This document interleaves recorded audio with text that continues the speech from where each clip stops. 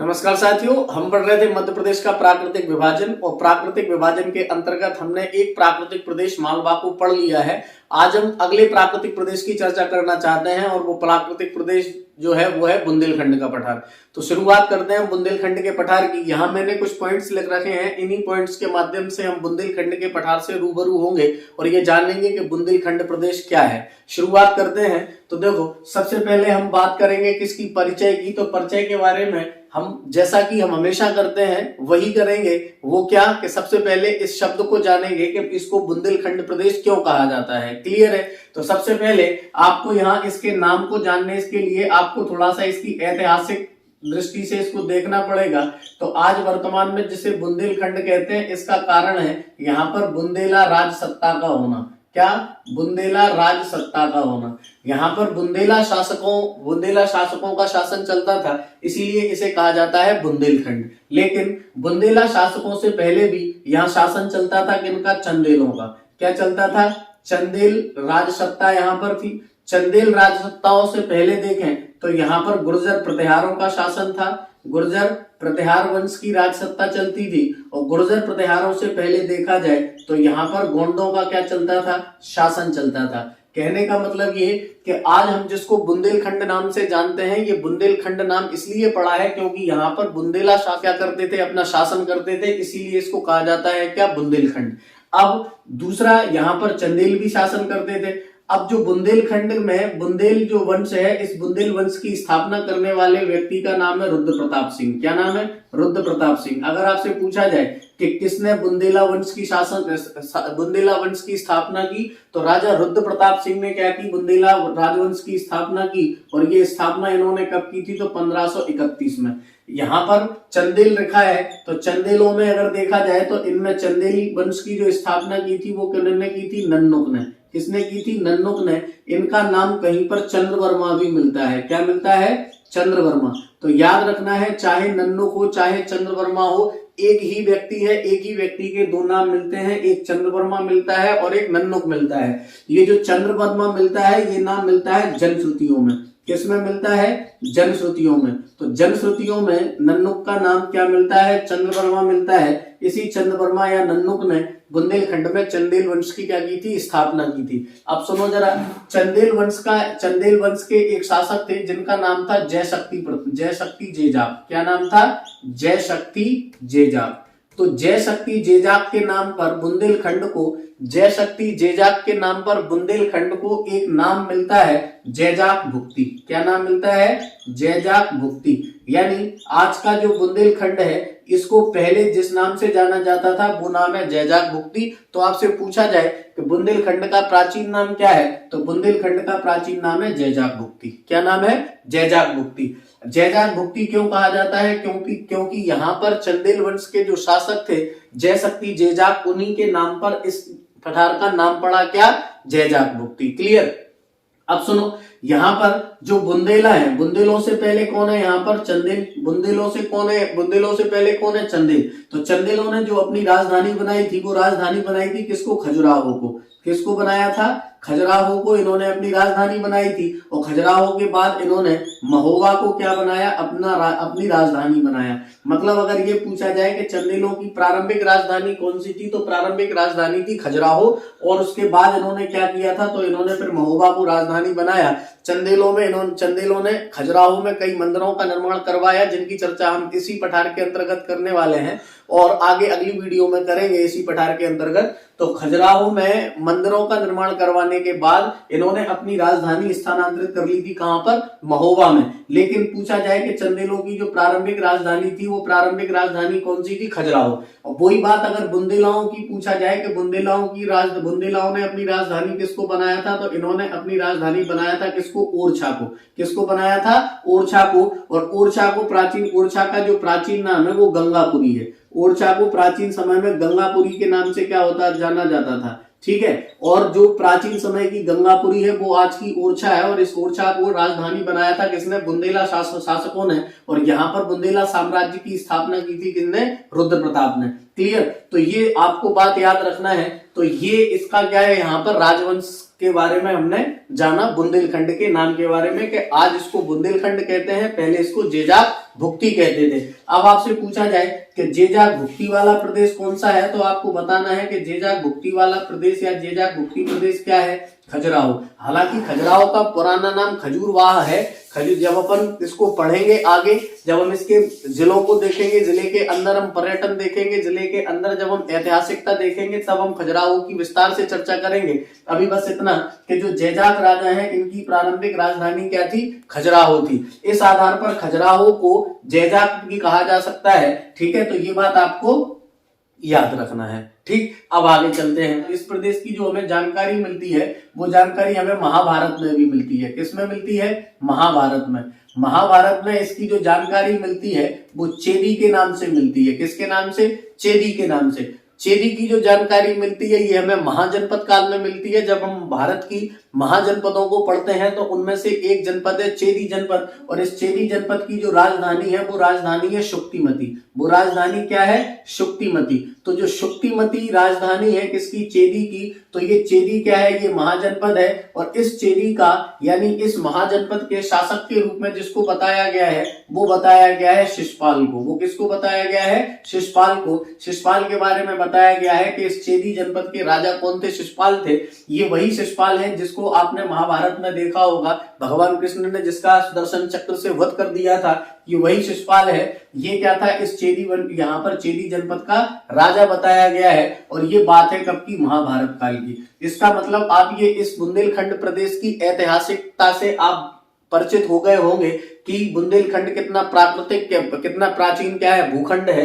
तो इसका उल्लेख हमें महाभारत में भी देखने को मिलता है। अब सुनो, ये जो चेदी है, इस चेदी के बारे में ये जानकारी मिलती है कि जो चेदी है, इस चेदी की पहचान वर्तमान में अशोकनगर जिले की जो तहसील है चनेरी, उसको चेदी के रूप में क्या किया गया है, पहचाना गया है। लेकिन कहीं कहीं आपको चेदी के बारे में खजुराहो भी देखने को मिल जाता है कि चेदी के संबंध में ये भी कि चेदी यानी खजुराहो का पुराना नाम कहीं पर चेदी मिलता है। लेकिन आपको ये स्पष्ट कर लेना है कि खजुराहो प्रदेश यानी खजुराहो जो क्षेत्र है वो चेदी है, लेकिन चेदी के नाम से जो पहचान की गई है वो चनेरी की गई है। वो किसकी की गई है, चनेरी की गई है।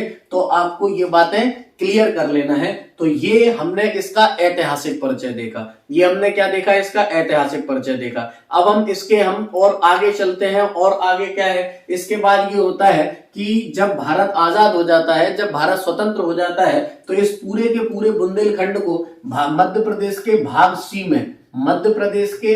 सी में क्या कर दिया जाता है, शामिल कर दिया जाता है। और हमें पता है कि जो भाग सी है इसको विंध्य प्रदेश कहते थे। क्या कहते थे, विंध्य प्रदेश। तो हम कह सकते हैं कि आजादी के बाद इस पूरे के पूरे बुंदेलखंड को मध्य प्रदेश के भाग सी के अंतर्गत विंध्य प्रदेश में क्या कर दिया गया, शामिल कर दिया गया। और जब 1956 में मध्य प्रदेश का गठन हुआ तो इस पूरे बुंदेलखंड के अलग अलग जिलों के रूप में आज वर्तमान में हमारे समक्ष ये क्या है, उपस्थित है। तो ये इसका थोड़ा सा क्या हुआ, परिचय हुआ किसका, बुंदेलखंड का। क्लियर। अब देखो दूसरी बात अब देखते हैं कि इसकी अवस्थिति क्या है, इसका विस्तार क्या है और इसकी सीमाएं क्या है।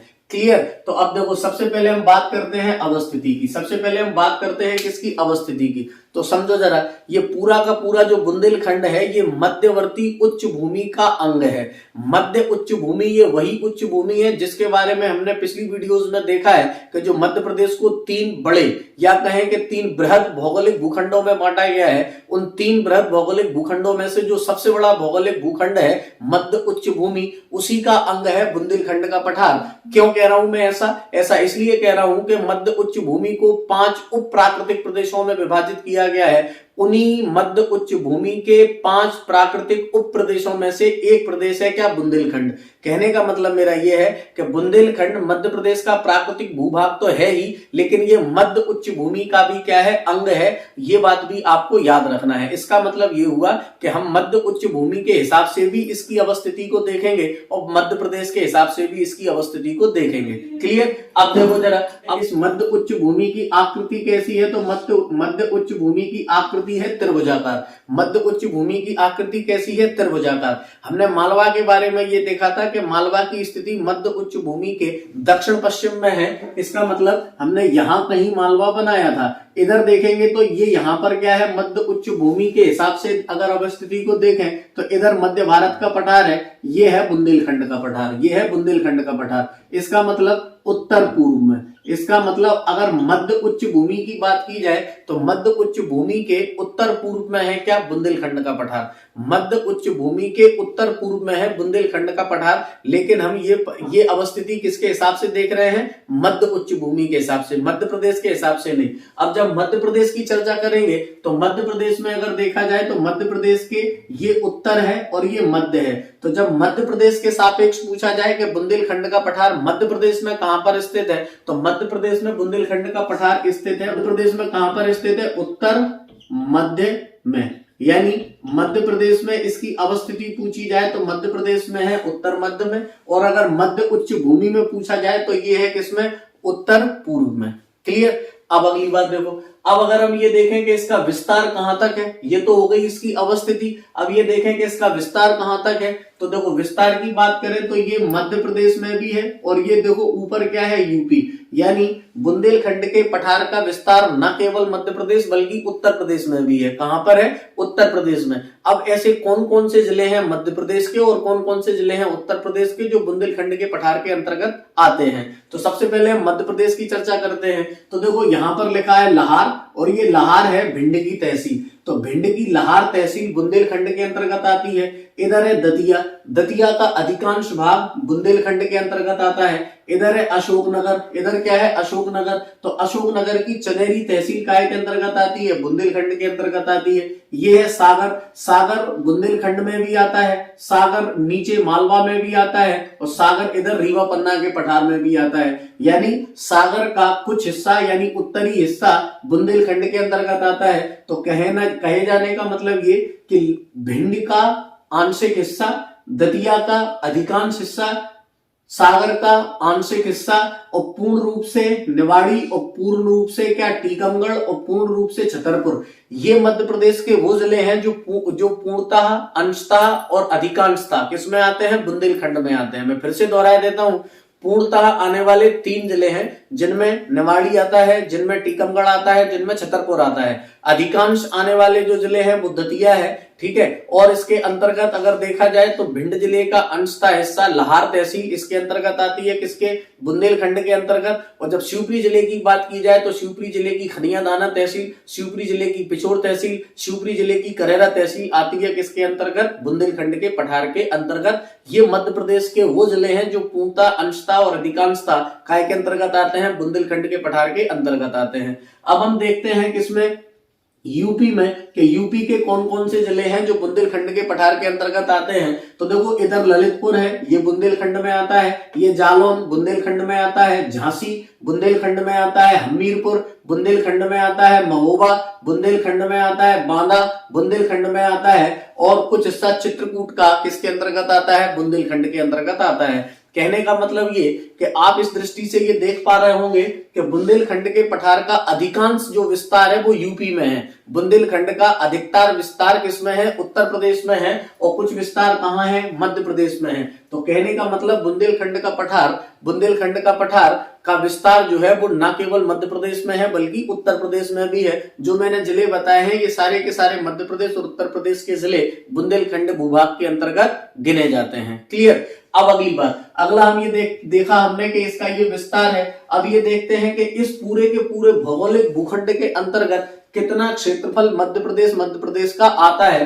तो मध्य प्रदेश में अगर देखा जाए तो मध्य प्रदेश का 23,733 वर्ग किलोमीटर क्षेत्रफल, 23,733 वर्ग किलोमीटर क्षेत्र काय के अंतर्गत आता है? तो हम कहेंगे बुंदेलखंड के अंतर्गत आता है। और ये जो संपूर्ण मध्य प्रदेश का इसका जो निकाला जाता है वो 7.7% है। कितना? 7.7%। कहने का मतलब संपूर्ण मध्य प्रदेश का 7.7% भूभाग बुंदेलखंड के पठार के अंतर्गत आता है।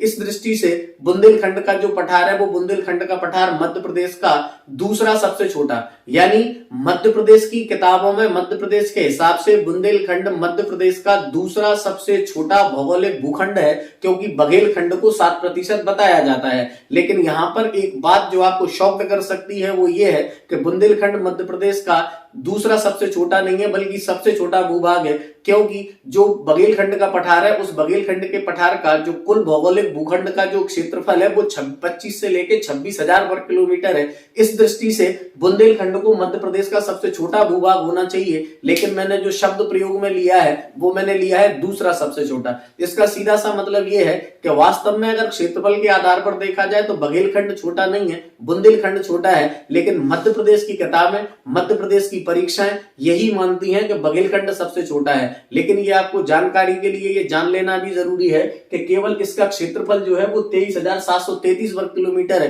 और बघेलखंड का जो क्षेत्रफल है वो 25,000 से लेकर 26,000 वर्ग किलोमीटर है। इस दृष्टि से बुंदेलखंड सबसे छोटा है, लेकिन ऐसा आपको उत्तर नहीं करना है, क्योंकि अभी भी पीईबी व्यापम इसको नहीं मानती है, वो सबसे छोटा बघेलखंड को ही मानती है। इसीलिए मैंने कहा कि बुंदेलखंड सबसे छोटा, लेकिन कौन से नंबर का? दूसरा सबसे छोटा क्या है? भौगोलिक भूखंड है। क्लियर? तो इतना क्षेत्रफल है किसका? बुंदेलखंड के पठार का। कितना? 7.7 संपूर्ण मध्य प्रदेश के भौगोलिक भूखंड का। ठीक है। और अगर पूछा जाए कितना है तो आप कहेंगे 23,733 वर्ग किलोमीटर इसका कुल एरिया है।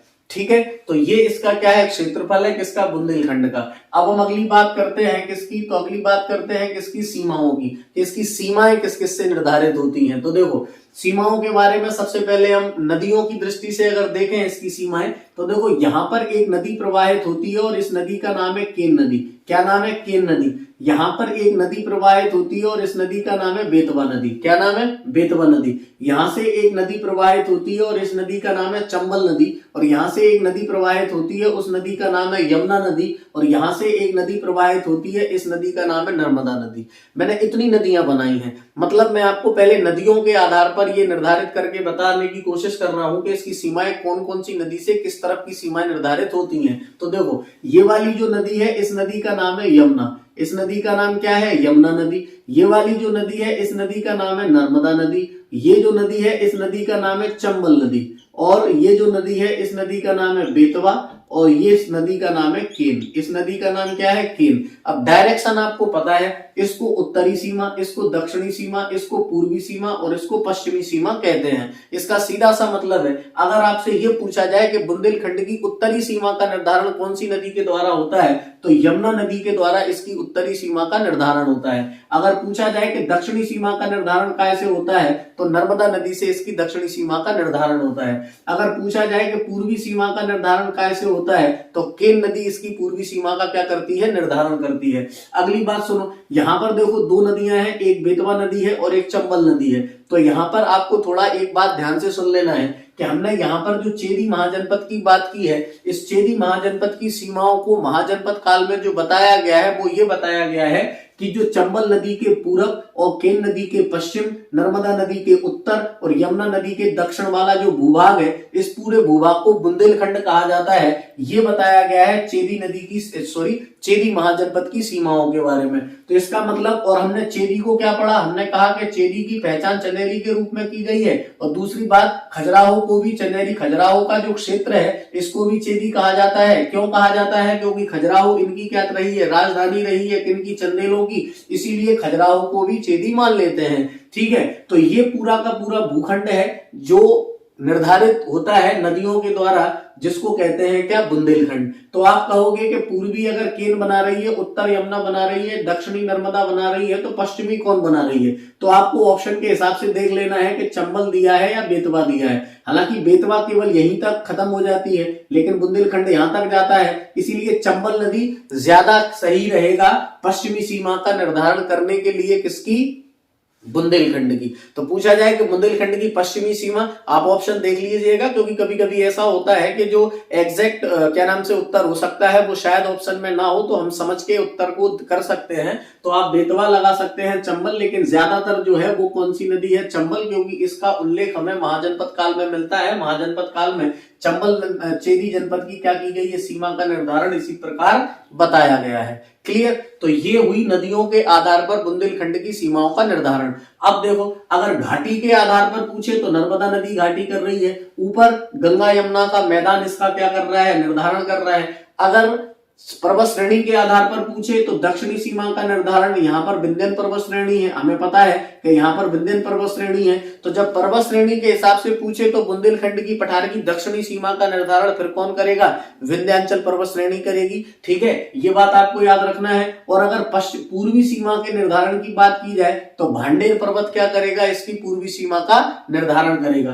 क्लियर है। तो ये हुई इसकी सीमाएं, जो जिनका निर्धारण नदियों के द्वारा, पर्वत श्रेणी के द्वारा हमने देख लिया। अगली बात, अगर देखा जाए पठारी दृष्टि से, अगर देखा जाए कि पठारी दृष्टि से कि कौन कौन से पठार इसकी उत्तर पूर्वी पश्चिमी सीमा का निर्धारण करते हैं, तो देखो बुंदेलखंड के पठार के दक्षिण में तो है मालवा का पठार, बुंदेलखंड के पठार के पूर्व में है रीवा पन्ना का पठार, बुंदेलखंड के पठार के पश्चिम में है क्या, तो आप कहेंगे मध्य भारत का पठार। इसका मतलब अगर पठारी दृष्टि से इसकी सीमाओं का निर्धारण पूछा जाए तो आपको बताना है कि रीवा पन्ना का पठार इसकी पूर्वी सीमा का निर्धारण करता है, मालवा का पठार इसकी दक्षिणी सीमा का निर्धारण करता है, और मध्य भारत का पठार इसकी पश्चिमी सीमा का क्या करता है, निर्धारण करता है। और ऊपर गंगा यमुना के मैदान है जो क्या करते हैं, इसकी उत्तरी सीमा का निर्धारण करते हैं। तो ये इनके निर्धारक तत्व हैं, निर्धारक कारक हैं, जो मैंने आपको 2-3 तरीके से बता दिया। ठीक है, अब आगे चलते हैं। अगला देखो यहां पर लिखा है क्या, निर्माण, मतलब मार्कर बदल लूं। ठीक है, तो अब देखो, अब अगला जो बिंदु है वो बिंदु है किसका, निर्माण का। निर्माण का मतलब ये कि बुंदेलखंड के पठार का निर्माण कैसे हुआ। पहले में अपन इसको साफ कर लें, बोर्ड को खाली कर लें, फिर निर्माण की चर्चा करते हैं। ठीक, तो देखो जरा, अब हम बात करते हैं किसकी, निर्माण की, कि इसका निर्माण कब हुआ, कैसे हुआ। तो सुनो, इसका जो निर्माण होता है वो प्री कैम्ब्रियन काल में होता है। किसमें होता है, प्री कैम्ब्रियन महाकल्प में। प्री कैम्ब्रियन महाकल्प में क्या होता है, इसका निर्माण होता है। प्री कैम्ब्रियन महाकल्प बोले या प्री कैम्ब्रियन एरा बोले, एक ही बात है। एरा यानी महाकल्प, महाकल्प के अंदर कल्प होता है, कल्प के अंदर शक होता है। तो हमने यहाँ पे ना शक लिखा है ना कल्प लिखा है, हमने यहाँ पर महाकल्प लिखा है। तो प्री कैम्ब्रियन महाकल्प के अंतर्गत क्या होता है, इसका निर्माण होता है प्री कैम्ब्रियन महाकल्प में। अब एक बात आपको याद रखना है कि ये जो प्री कैम्ब्रियन है, ये प्री कैम्ब्रियन में 2 महाकल्प मिलते हैं। एक महाकल्प को बोला जाता है आर्कीजोइक, क्या बोला जाता है, आर्कीजोइक, और एक को बोला जाता है क्या, एक को बोला जाता है प्रोटेरोजोइक। क्या बोला जाता है, प्रोटेरोजोइक। यानी प्रोटेरोजोइक प्लस आर्कीजोइक दोनों को मिला के संयुक्त रूप से बोला जाता है क्या, प्री कैम्ब्रियन क्या, महाकल्प। तो इन दोनों को मिलाकर बोला जाता है प्री कैम्ब्रियन महाकल्प। मतलब अगर आपसे ये पूछा जाए कि निर्माण किस महाकल्प में हुआ, तो आपको बताना है कि प्री कैम्ब्रियन महाकल्प में इसका क्या होता है, निर्माण होता है। अब सुनो, जो प्री कैम्ब्रियन महाकल्प है, इस प्री कैम्ब्रियन महाकल्प में जो चट्टानें बनी, उन चट्टानों को बोला जाता है आर्कियन चट्टानें। क्या बोला जाता है, आर्कियन, आर्कियन युग की चट्टानें। आर्कियन को हिंदी में बोला जाता है आद्य महाकल्प। क्या बोला जाता है, आद्य महाकल्प। तो चाहे तो आद्य महाकल्प बोले, चाहे आर्कियन बोले, चाहे आर्कियन बोले, चाहे आद्य महाकल्प बोले, चाहे आर्कीजोइक बोले, चाहे प्री कैम्ब्रियन बोले। अगर पूछा जाए कि किन चट्टानों से हुआ, तो आप कहेंगे आर्कियन या आद्य महाकल्प की चट्टानों से इसका निर्माण हुआ है। किसका, बुंदेलखंड के पठार का। अब आप कहेंगे कि ये आर्कियन युग की या आद्य महाकल्प की चट्टानें क्या हैं, तो देखो ये भारत की प्राचीनतम क्या है, ये कठोर चट्टानें हैं, प्राचीनतम कठोर चट्टानें। अगर आपसे ये पूछा जाए कि भारत की प्राचीनतम कठोर चट्टानें कौन सी हैं, तो आप कहेंगे आद्य महाकल्प की या आर्कियन युग की या प्री कैम्ब्रियन युग की। आप कहोगे कि ये कठोर क्यों है, तो कठोर इसीलिए है क्योंकि ये आग्नेय चट्टानें हैं। कठोर क्यों है, क्योंकि ये आग्नेय चट्टानें हैं। अब आग्नेय चट्टान कई प्रकार की होती हैं, तो बुंदेलखंड जिन आग्नेय चट्टानों से बना है उन चट्टानों का नाम है ग्रेनाइट। क्या है? ग्रेनाइट। और ग्रेनाइट कई प्रकार का पाया जाता है, तो कौन सा ग्रेनाइट? तो याद रखना है गुलाबी ग्रेनाइट। कौन सा? गुलाबी। तो सुनो, जब ये पूछा जाए कि बुंदेलखंड के पठार में कैसा ग्रेनाइट है? गुलाबी ग्रेनाइट। काय से बना है? ग्रेनाइट से बना है। ग्रेनाइट क्या है? आग्नेय चट्टान है। कौन सी आग्नेय है? आद्य महाकल्प की। ठीक है, तो ये ग्रेनाइट से बना है। प्लस ग्रेनाइट का रूपांतरण यानी कायांतरण होता है किसमें? नीस में। किसमें होता है? नीस में। तो कहने का मतलब ये जो बुंदेलखंड का पठार है, ये बुंदेलखंड ग्रेनाइट आग्नेय चट्टान से और नीस कायांतरित चट्टान से बना है। जो नीस है ये रूपांतरित चट्टान है। नीस क्या है? रूपांतरित चट्टान है। और ये कौन सी चट्टान का रूपांतरण है? नीस कौन सी चट्टान का रूपांतरण है? तो ग्रेनाइट चट्टान का क्या है? ये रूपांतरण है। तो पूछा जाए कि बुंदेलखंड के पठार का निर्माण कैसे हुआ है, तो दोनों को मिला के देना है उत्तर कि ग्रेनाइट और नीस चट्टानों से इसका क्या हुआ है? निर्माण हुआ है। कैसे हुआ है? ग्रेनाइट और नीस चट्टानों से। अब पूछा जाए कि नीस कैसी चट्टान है, तो नीस रूपांतरित चट्टान है। और ग्रेनाइट कैसी चट्टान है? तो ग्रेनाइट आग्नेय चट्टान है। क्लियर? अब देखो, इन दोनों के मिलने की वजह से, इन दोनों के मिलने की वजह से यहां पर देखो मृदा लिखा है, तो इन दोनों से बनने वाली जो मृदा है वो मृदा होती है कैसी? लाल, लाल प्लस काली, लाल प्लस काली दोमट मृदा। लाल प्लस काली की दोमट मिश्रित मृदा यहां पर पाई जाती है। क्लियर? तो पूछा जाए कि मृदा कैसी पाई जाती है बुंदेलखंड के पठार में? मिश्रित पाई जाती है। कैसी पाई जाती है? लाल और काली पाई जाती है। लाल काली या मिश्रित मृदा काय से बनी है? तो ग्रेनाइट नीस चट्टानों से ये यहां पर बनी है। क्लियर है? अब देखो अगली बात, अब यहां पर आपसे ये पूछा जाता है कि बुंदेलखंड के पठार में आर्कियन युग की चट्टानों को क्या कहा जाता है? तो ध्यान रखना है कि बुंदेलखंड के पठार में आर्कियन युग की जो चट्टानें हैं उन्हें बिजावर श्रेणी कहा जाता है। क्या कहा जाता है? बिजावर श्रेणी। ठीक, इसी को क्या बोला जाता है?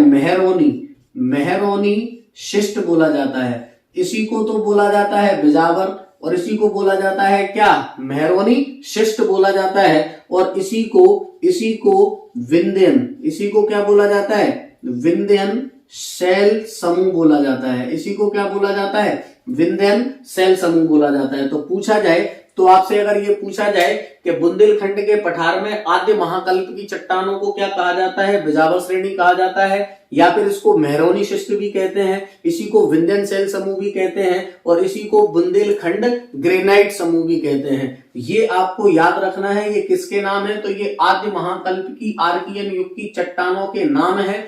ठीक है, जो बुंदेलखंड के पठार में पाए जाते हैं। ठीक है, अगली बात देखो, अब कहीं कहीं ऐसा भी होता है, कहीं कहीं ऐसा भी देखा जाता है इस पूरे के पूरे बुंदेलखंड के पठार में कि यहाँ पर सिल और यहाँ पर डाइक, यहाँ पर सिल और यहाँ पर डाइक। ये सिल और डाइक क्या है? ये सिल और डाइक के बारे में सुन लो। ये सिल और डाइक ये भी आग्नेय चट्टान का उदाहरण है, लेकिन ये वो आग्नेय चट्टान है जो ज्वालामुखी से निकलने वाला लावा जब बीच की दरारों में कहीं पर फंस जाता है, कहीं पर जम जाता है, ठंडा हो जाता है, तो वो जो चट्टान बनती है उसको सिल या डाइक कहते हैं। सिल लावा का एक कैसा जमाव होता है? एक प्लेट, मतलब क्षैतिज जमाव कहलाता है क्या? सिल। और जो दीवार के जैसा खड़ा हो जाता है उसे कहा जाता है डाइक। तो इसको हिंदी में कहा जाता है भित्ति शिला, और सिल को हिंदी में कहा जाता है क्या? तो इसको कहा जाता है छत्रक शिला। तो छत्रक शिला यानी शिला छत्रक कहें या छत्रक शिला वो सिल है, और जो भित्ति शिला कहें तो डाइक है। तो याद रखना है कि बुंदेलखंड के पठार में आग्नेय चट्टान तो मिलती है ग्रेनाइट नीस, लेकिन कहीं कहीं पर सिल और डाइक भी देखने को मिलते हैं, और इनकी जो श्रृंखला हमें कहीं कहीं देखने को मिलती है उन्हें टोर कहा जाता है। क्या कहा जाता है? टोर। तो पूछा जाए कि टोर क्या है, तो बुंदेलखंड के पठार में छोटी छोटी पहाड़ियां जो मिलती हैं सिल और डाइक की, उनको टोर कहा जाता है। तो टोर और सिल और डाइक यहाँ की इस पठार की प्रमुख विशेषताओं में गिना जाता है। सिल और डाइक को, जिन्हें छोटी छोटी जो पहाड़ियां मिलती हैं उनको क्या बोल दिया जाता है? टोर बोल दिया जाता है। तो पूछा जाए कि टोर किस पठार की, टोर किस भौगोलिक प्रदेश की विशेषता है, तो आप कहेंगे बुंदेलखंड की। ठीक है। अब ये बात हुई इसकी काय की निर्माण की, काय की बात हुई निर्माण की। अब सुनो, जो बिजावर से जो सीरीज है, जो क्या है, बिजावर श्रेणी है, इसी बिजावर श्रेणी का हिस्सा है क्या, हिस्सा है क्या, भांडेर पर्वत, क्या, भांडेर पर्वत। और इसी भांडेर पर्वत पर है क्या, इसी भांडेर पर्वत पर ही है सिद्ध बाबा की चोटी। काय की चोटी है, सिद्ध बाबा सर्वोच्च शिखर। सिद्ध बाबा की 1172 मीटर समुद्र तल से क्या है, ऊंचाई है। तो पूछा जाए कि बुंदेलखंड के पठार की सर्वोच्च चोटी कौन सी है, तो वो है सिद्ध बाबा की चोटी। कौन सी है, सिद्ध बाबा की चोटी। कहां पर स्थित है, भांडेर पर्वत पर। लेकिन अगर ये पूछा जाए कि सिद्ध बाबा की चोटी कौन सी पर्वत श्रेणी, या बोला जाए कि सिद्ध बाबा की चोटी कौन सी श्रेणी का विस्तार है, तो बिजावर श्रेणी। बिजावर श्रेणी का ही विस्तार है सिद्ध बाबा की चोटी, जो है भांडेर पर्वत पर। तो भांडेर पर्वत पर है सिद्ध बाबा की चोटी, जो कि बिजावर श्रेणी का विस्तार माना जाता है, या बिजावर श्रेणी का अंग माना जाता है। क्लियर। तो ये इसका सर्वोच्च शिखर है। हाइट पूछी जाए तो 1172 मीटर क्या है, बुंदेलखंड के इस सर्वोच्च शिखर की क्या है, ऊंचाई है कितनी, 1172 मीटर। अब पूछा जाए कि पूरा का पूरा जो बुंदेलखंड है, इसकी समुद्र तल से कितनी ऊंचाई है, तो आपको याद रखना है कि इसकी समुद्र तल से ऊंचाई है 300 से लेके 450 मीटर। 300 से लेके 450 मीटर इससे इसकी समुद्र तल से ऊंचाई है पूरे के पूरे बुंदेलखंड के पठार की। ठीक है। तो ये हमने इसके निर्माण की और कुछ अन्य बातों की चर्चा की। अब देखो अगला बिंदु है पठारी संरचना, प्रकार और आकार। अब सुनो, पठारी संरचना और प्रकार की बात करें तो ये क्या है, तो जो बुंदेलखंड का पठार है ये अपर्दित मैदान का एक अच्छा उदाहरण माना जाता है। तो पूछा जाए कि अपर्दित मैदान का उदाहरण कौन सा है, तो आप कहेंगे कि अपर्दित मैदान का अच्छा उदाहरण है कौन सा, बुंदेलखंड का पठार। पूछा जाए किस प्रकार का मैदान है, तो समतल संप्राय मैदान का क्या है, उदाहरण है क्या, बुंदेलखंड का पठार। तो ये अपर्दित पठार है एक प्रकार का, समतल संप्राय का ये क्या है, इसका प्रकार है। और तो ये बात आपको याद रखना है किसके बारे में, बुंदेलखंड के बारे में। क्लियर। अगली बात देखो, अगला जब पूछा जाए कि इसका आकार कैसा है, आकार के बारे में, तो देखो आकार के बारे में मेरी बात सुन लो। आकार के लिए यहां पर क्या पाया जाता है, बिजावर श्रेणी ने इसको घेर रखा है, दूसरा नरहर स्कार्प ने इसको घेर रखा है, और इसको पन्ना श्रेणी ने घेर रखा है। मैं फिर से दोहरा देता हूं, बिजावर श्रेणी से घेरा है, नरहर स्कार्प से घेरा है, ये पन्ना श्रेणी से घेरा है, और ये इन सबके घिरे होने के कारण इसकी आकृति देखो अर्धचंद्राकार हो गई है। इसकी आकृति कैसी हो गई है, अर्धचंद्राकार। तो अगर पूछा जाए कि बुंदेलखंड के पठार का आकार कैसा है, तो आपको बताना है कि इसका आकार अर्धचंद्राकार है। कैसा है, अर्धचंद्राकार। इधर हमें मेकल श्रेणी भी मिलेगी, वो भी अर्धचंद्राकार होगी। तो बुंदेलखंड भी कैसा है, अर्धचंद्राकार है। ये भी अर्धचंद्राकार और ये भी अर्धचंद्राकार, या फिर चापाकार बोले तो भी एक ही बात है, ये अर्धचंद्राकार है क्या, बुंदेलखंड का पठार। ठीक है। तो देखो ये हुई इसकी काय की, आकार की बात। अगला बिंदु है अपना क्या, जलवायु।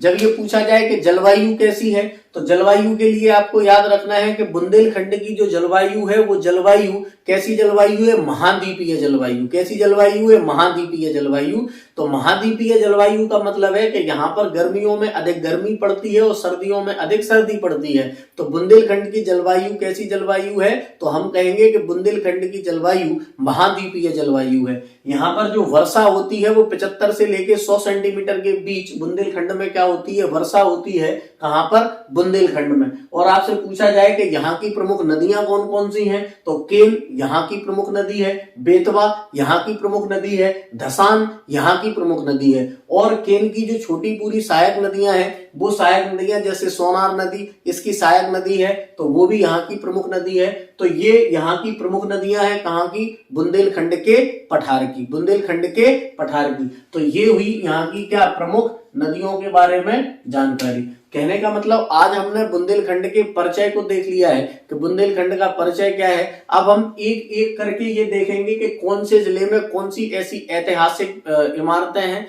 या फिर कहें दार्शनिक स्थल हैं, या कहें कि पर्यटन स्थल हैं, जो एग्जाम के पॉइंट ऑफ व्यू से बहुत ज्यादा जरूरी हो सकते हैं। तो उसके लिए हम बुंदेलखंड का पार्ट 2 में चर्चा करेंगे। तब तक के लिए